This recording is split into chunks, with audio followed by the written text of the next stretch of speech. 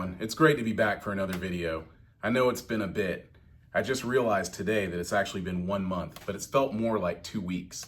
Either way, it's been too long, and I hope you guys have all been doing well in the meantime.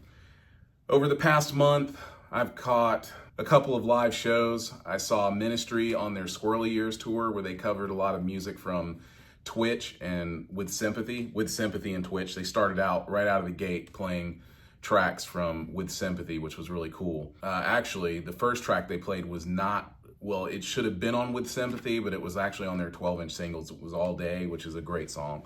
But anyway, they started the show with that, and I can show you guys some of that or talk about that in later videos because I have another reason. As you all saw by the thumbnail, this video is about R.E.M. One more thing I want to mention. I finally saw one member of XTC playing live, and it was with his group called XTC, which is funny because the lady who introduced them when they came out on stage, she said EXTC, and I got a big laugh out of that. I was kind of embarrassed for her, but either way, that was an interesting show. I'll talk about that in later videos as well. Do we have any serious R.E.M. fans here? I'm really curious. Or if you just clicked on this video because you saw it was about Fables of the Reconstruction, let us know in the comments below if you have any stories you'd like to share or how much of a fan you are about R.E.M. Just let us know. So let me get into the genesis of this video and what this is all about. I am not so much of an R.E.M. super fan that I know every bit of their catalog inside and out. I just don't. But I am enough of a fan to know that when this date came, that this was the 40-year anniversary of Reconstruction of the Fables. Fables of the Reconstruction. But I didn't do that on purpose. I actually just kind of goofed up. But yeah, you can say it either way you want, but it's Fables of the Reconstruction. This is it right here. If you guys want to know about the history of R.E.M., I'm sure there's a video out there where someone has talked about R.E.M. from the beginning. I don't want to repeat that. I just want to tell you how I got into them, how much of a fan I am of their music, or where their music sits in my life. You know, the first song I ever heard from R.E.M. was South Central Rain. And at the time, I just didn't get it. And the reason I didn't get it was because if the song wasn't a cleverly calculated pop song or balls to the wall rock or metal, I just didn't really care to hear it. I didn't want to give it a chance. And fortunately, that didn't last very long because over the next decade of my life from hearing that song, South Central Rain, I would go through a musical transformation and journey that cannot be replicated. That was very unique. I wouldn't change any of it. Anyway, my first R.E.M. record, I actually wanted to pick up Document, but for whatever reason, by the time I got to the record store to buy my first R.E.M. tape, it ended up being Green.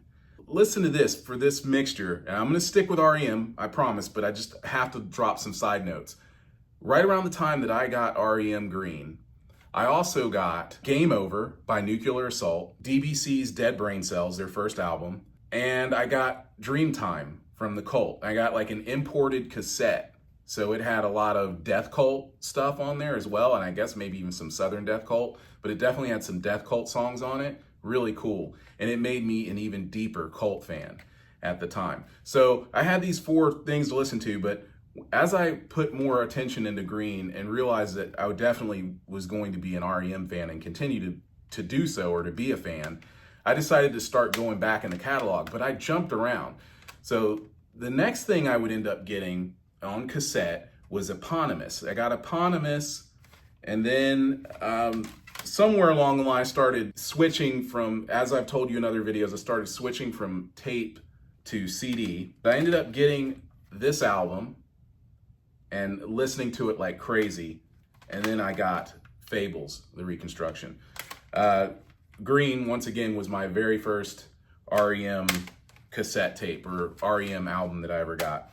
Now, I have a lot more in my collection. I think I have their complete catalog digitally. Fables of the Reconstruction is my favorite. I mean, there are tracks on this album that are very, let's just say there's one for sure, Green Grow the Rushes. That track is very, Here Comes the Sun, very George Harrison.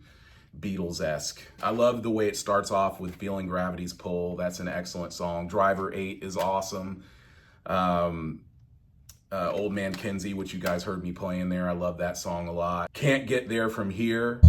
Probably gonna mess this up, but anyway.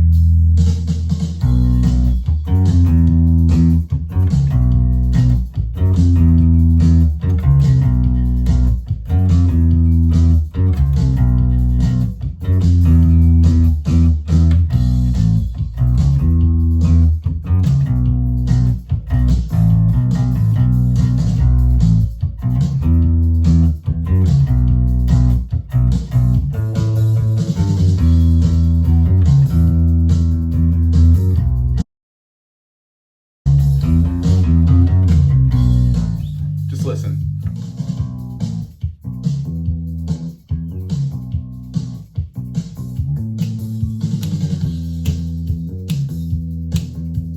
And listen to Bill Berry's shuffle there. This is why I love his drumming so much.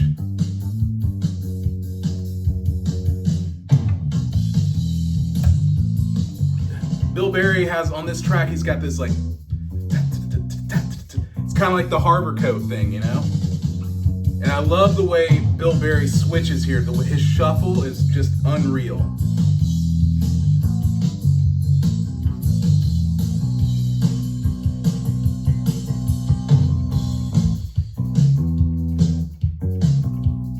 Harbor Coat.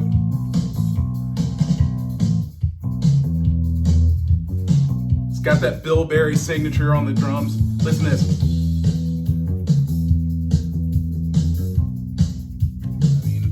And is it just me, or does the song Hourglass from the band Squeeze, does that song not remind you of Can't Get There From Here by R.E.M? Let me know in the comments below, seriously, if you guys agree with that. I would love to hear your opinion, because that song to me is like, it's like the sequel to Can't Get There From Here. It just has that quirky, funky kind of feel to it. It's very catchy, and these songs did very well for both of those bands, so... just kind of curious of your thoughts on that. I have a few other things to say that I can't quite remember, notes that I took, and I didn't want to like read from a script. I just kind of wanted to wing it here. It's been too long, and I really wanted to get this video out to you guys. So I'm gonna mention a few more things here, play a little bit more bass with these songs, wrap this up, and I'll have another video out to you guys tomorrow, because it is the 35-year anniversary of Gumbo Millennium by 24/7 Spies, and you know I have to talk about that. I appreciate you guys watching. I'm gonna have another video out to you tomorrow.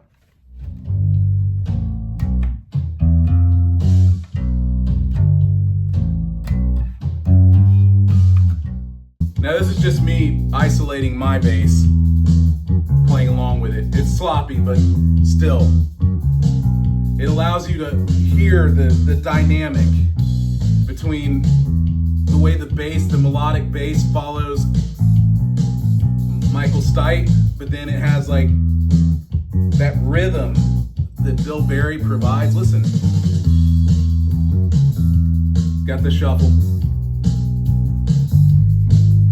I messed up there, yep.